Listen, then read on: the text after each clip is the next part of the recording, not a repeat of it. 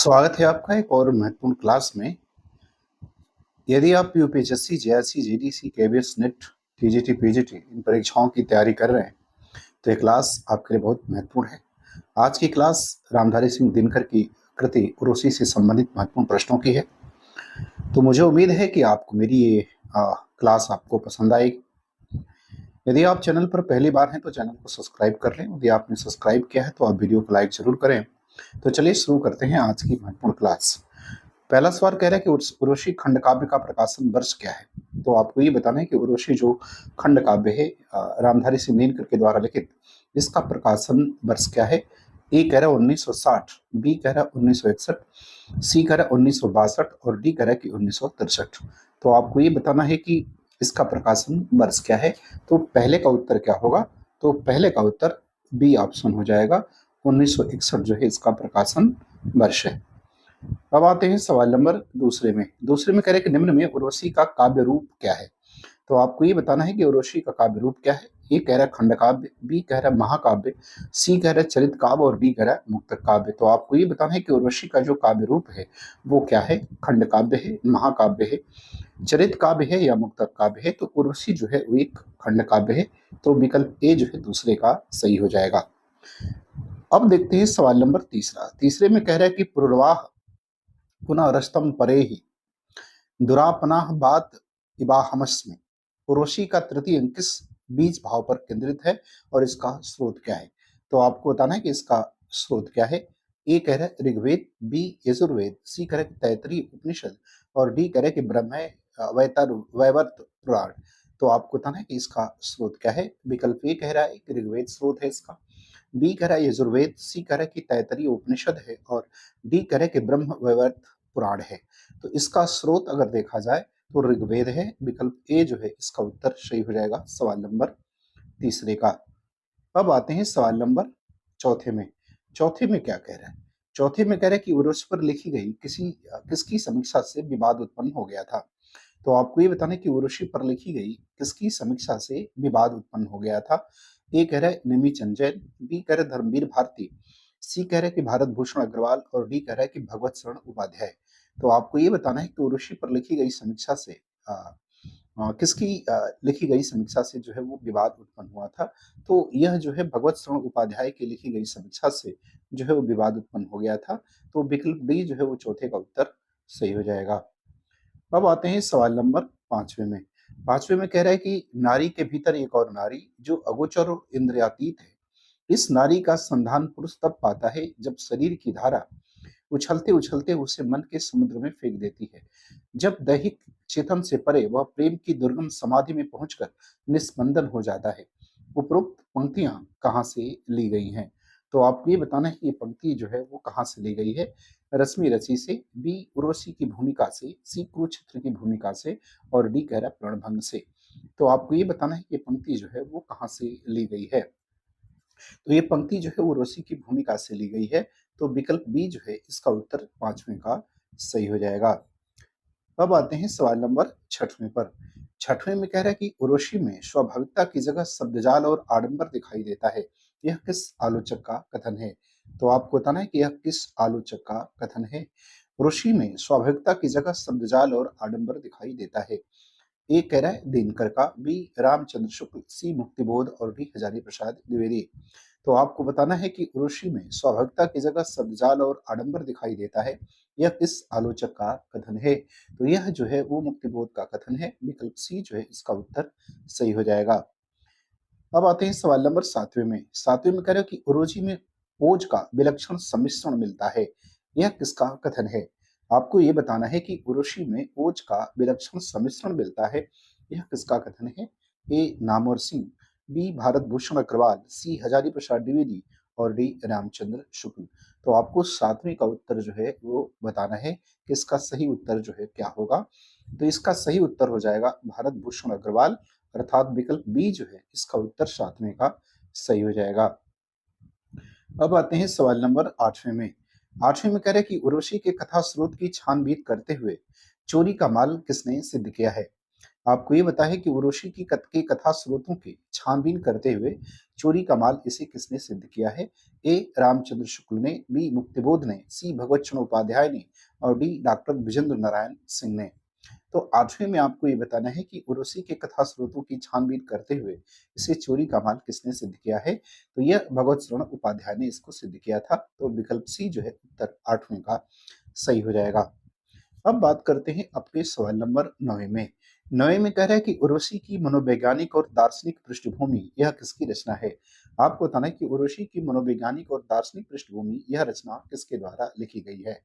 ए doctor मीता Arora, B doctor Manjushri Garg, सी मुक्तिबोध और D doctor Kumar विमल। तो आपको 9वें का उत्तर देना है कि यह जो है रचना वो किसके द्वारा लिखी गई है? तो यह डॉक्टर मंजूश्री गर्ग के द्वारा लिखी गई है। विकल्प बी जो है आपका 9वीं का उत्तर सही हो जाएगा।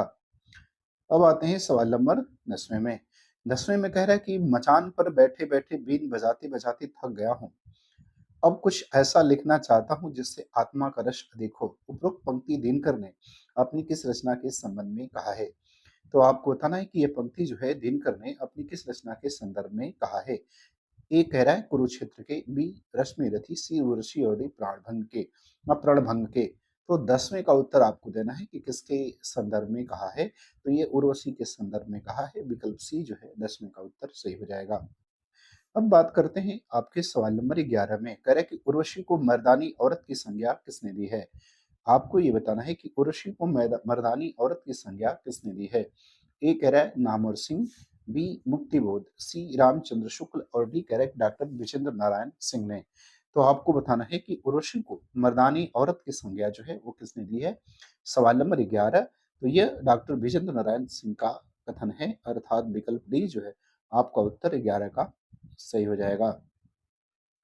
अब आते हैं सवाल नंबर 12 में। 12 में कह रहा है कि उर्वशी में प्रेम को एक बोधात्मक विषय के रूप में स्वीकार किया गया है और उसे भारतीय ढंग से उन्नयन उन्नयन के सहारे वासना के दर्शन तक पहुंचाया गया है। आपको बताना है कि यह कथन जो है किसके द्वारा कहा गया है? तो आपको ये बताना है कि उर्वशी के संदर्भ में यह कथन किसके द्वारा कहा गया है? ए रामचंद्र शुक्ल, बी नामवर सिंह, सी डॉक्टर कुमार विमल और डी कह रहा है हजारी प्रसाद द्विवेदी। तो 12 का उत्तर बताना है कि यह किसके द्वारा कहा गया है? तो यह जो है डॉक्टर कुमार विमल के द्वारा कहा गया है। विकल्प सी जो है इसका उत्तर 12 का सही हो जाएगा। अब आते हैं सवाल नंबर 13।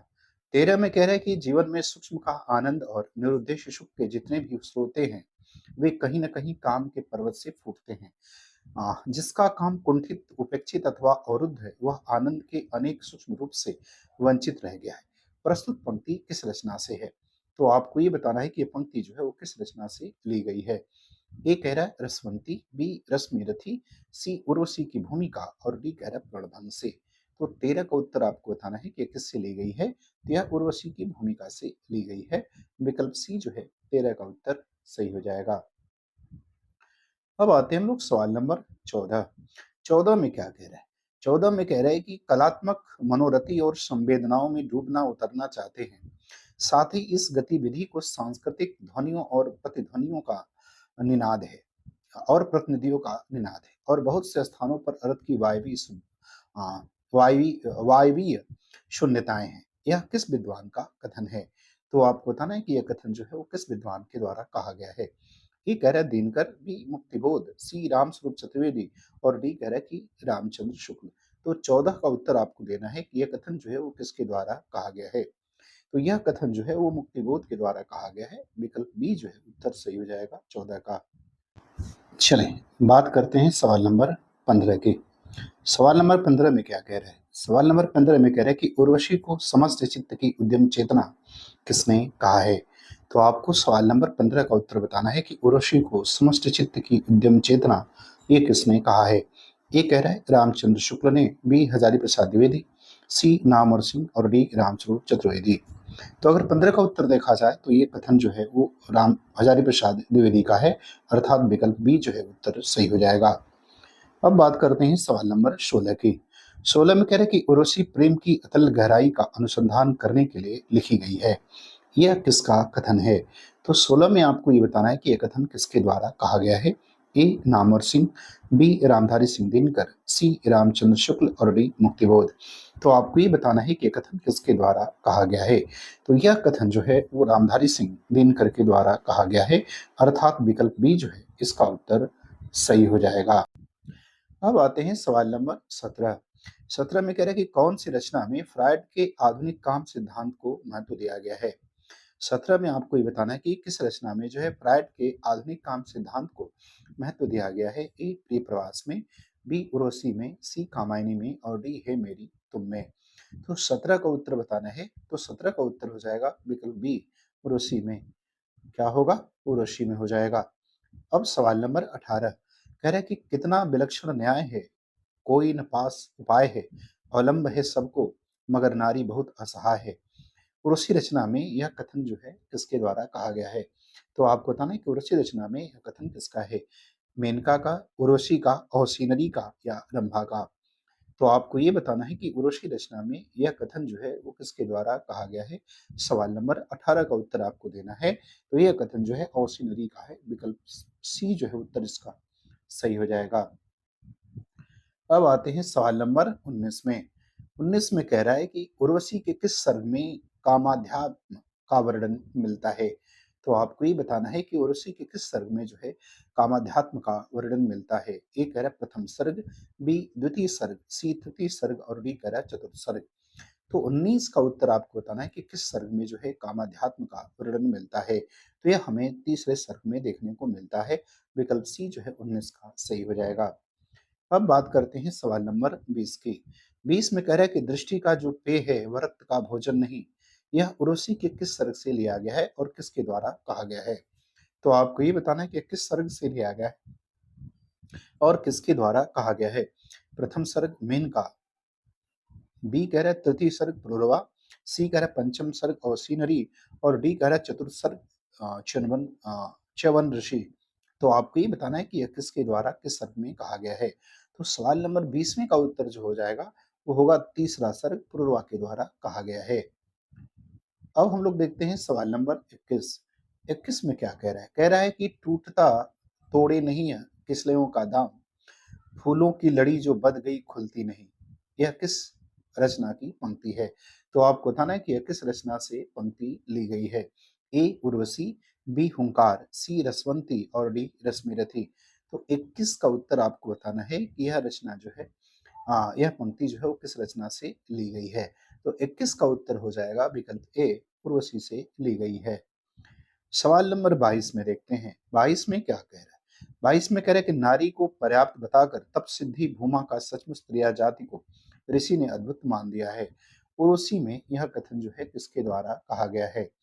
तो आपको ये बताना है कि उर्वशी रचना में यह कथन किसके द्वारा कहा गया है। पुरुरवा के द्वारा, उर्वशी के द्वारा, चित्रलेखा के द्वारा या मेनका के द्वारा। तो आपको 22वें का उत्तर बताना है कि किसके द्वारा कहा गया है। तो यह चित्रलेखा के द्वारा कहा गया है, विकल्प सी जो है इसका उत्तर सही हो जाएगा। अब आते हैं सवाल नंबर 23 में। 23 में कह रहे कि छायावादी हैंगओवर के खुमार का कवि किसको किसने कहा है। तो आपको बताना है सवाल नंबर 23 का उत्तर कि छायावादी हैंगओवर के खुमार का कवि किसको किसने कहा है। तो ए प्रियम अंकित ने दिनकर को, बी मीता अरोरा ने दिनकर, कुमार विमल ने दिनकर को और मुक्तिबोध ने दिनकर को। तो आपको ये बताना है कि छायावादी हैंगओवर के खुमार का कवि किसने किसको कहा है। तो 23 का उत्तर हो जाएगा विकल्प ए प्रियम अंकित ने दिनकर को जो है वो छायावादी हैंगओवर के खुमार का कवि कहा है। अब आते हैं सवाल नंबर 24 में। 24 में कह रहा है कि उर्वशी पुरुष अध्यात्म का रोमान किसकी रचना है। उर्वशी पुरुष अध्यात्म का रोमान यह रचना किसके द्वारा लिखित है। ए दिनकर, बी प्रियम अंकित, सी मुक्तिबोध और डी कुमार विमल। तो 24 का उत्तर आपको बताना है कि रचना किसके द्वारा लिखित है। तो यह रचना जो है प्रियम अंकित के द्वारा लिखित है, विकल्प बी जो है उत्तर आपका क्या होगा सही हो जाएगा। अब हम लोग बात करते हैं सवाल नंबर 25 की। 25 में क्या कह रहा है। 25 में कह रहा है कि उर्वशी को मणिकुट्टीम काव्य किसने कहा है। आपको बताना है कि उर्वशी को मणिकुट्टीम काव्य जो है वो किसने कहा है। ए हरिवंश राय बच्चन, बी रामधारी सिंह दिनकर, सी डॉक्टर बच्चन सिंह और डी श्री नरेंद्र शर्मा। तो 25 का उत्तर आपको बताना है कि उर्वशी को मणिकुट्टीम काव्य जो है किसने कहा है। तो यह जो है नरेंद्र शर्मा ने कहा है, विकल्प डी जो है इसका उत्तर सही हो जाएगा। तो मुझे उम्मीद है कि यह मेरा प्रयास आपको पसंद आएगा, आपको अच्छा लगे तो आप चैनल को सब्सक्राइब ज़रूर करें और आपने सब्सक्राइब किया है तो इसे अधिक से अधिक शेयर करें। पूरा वीडियो देखने के लिए आपका बहुत-बहुत धन्यवाद।